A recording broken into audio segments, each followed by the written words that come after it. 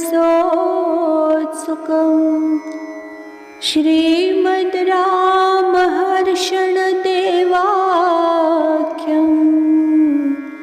सद्गुरुं प्रणमाम्यहम्। वन्दो गुरुपदकञ्ज कृपा सिन्धु नररूपहरि महामोहतमपुञ्ज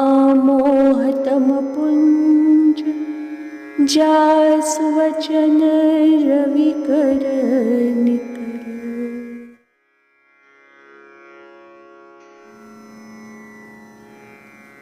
कल के भाग में हमने श्रवण किया था कि अपनी सेवा से प्रभु विकसित मुखाम्भोज ही शरणागत दास का परम भोग्य है। शरणागत चेतन के परमाश्रय श्री भगवान के युगल चरणार विंद ही हैं, अन्य नहीं। ईश्वर का हस्तकमल शरणागत के लिए अभयकारी होता है। आइए आज की चर्चा में प्रवेश करते हैं। सूत्र संख्या 144। देहात्मचिंता प्रपत्तिं नाशयति। देहात्मचिंता प्रपत्तिं नाशयति।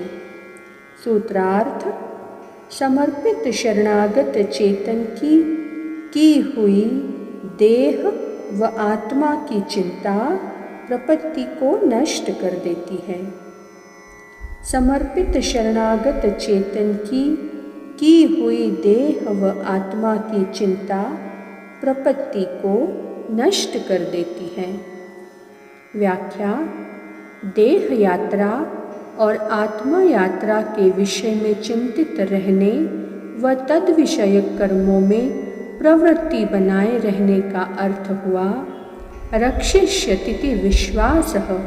इस शरणागति रूपिणी माता के अंक को भंग कर देना, अर्थात यह विश्वास नहीं करना कि सर्वलोक शारण्य सर्वसमर्थ प्रणत जनपालक श्री पुरुषोत्तम भगवान हमारी रक्षा करेंगे। जब हम किसी व्यक्ति विशेष को गाय आदि को समर्पण कर देते हैं, तब उस गाय से स्वत्व हटाकर हम ग्रहीता को ही उसका अधिकारी, रक्षक, पोषक और भोक्ता समझते हैं, और गाय ग्रहीता इसी प्रकार करता भी है।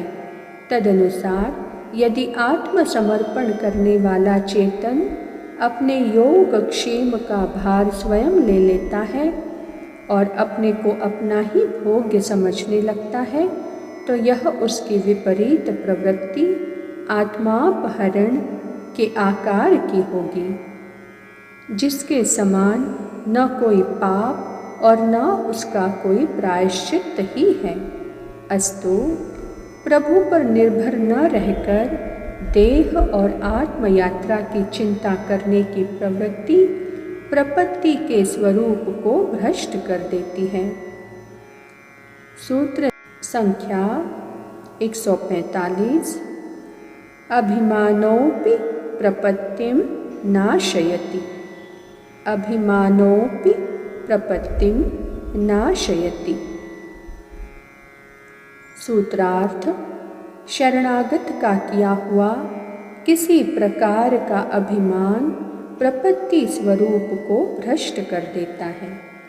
शरणागत का किया हुआ किसी प्रकार का अभिमान प्रपत्ति स्वरूप को भ्रष्ट कर देता है। व्याख्या: शरणागत चेतन तवास्मि यानी मैं आपका हूँ, अपना नहीं, अहमपि न मम कहकर प्रपत्ति ग्रहण करता है। अतएव मैं, मेरे में उसका नाममात्र अधिकार नहीं रह जाता। यदि वह पुनः अहमम में आसक्त मना हो जाता है और दत्तापहार दोष से संयुक्त होकर प्रपत्ति धर्म का विनाश कर देता है, तो अभ्युत्थान न होकर उसका आत्मपतन ही होता है। भूल से दत्तापहार होने के कारण राजा नृग को कृकलास यानी गिरगिट योनि प्राप्त कर कई हजार वर्ष दुख की दावाग्नि में जलना पड़ा था।